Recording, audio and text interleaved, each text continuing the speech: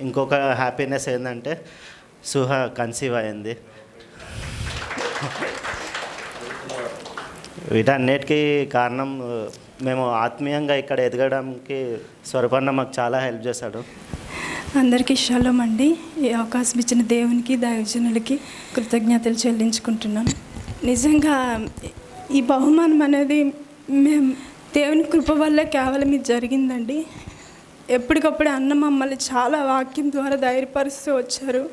మేము ఇది అసలు ఎక్స్పెక్ట్ చేయలేంది. మా విషయంలో దేవుడు ఇంత తొందరగా కార్యం చేస్తారని మేము అనుకోలేదు. అసలు దేవునికి చాలా రుణపడి ఉన్నాం మేము. ఇది చాలా గొప్ప అద్భుత కార్యం మా విషయంలో. ఎందుకంటే నాకు కొన్ని కాంప్లికేషన్స్ కూడా ఉండే, పీజీఓడి ఉండే.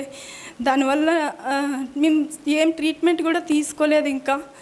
కానీ దేవుడు కార్యములు అసలు ఎప్పుడు ఎలా జరుగుతాయి అనేది మనం ఊహించలేం. కాబట్టి మా విషయంలో నిజంగా ఇది చాలా గొప్ప అద్భుత కార్యం అండి.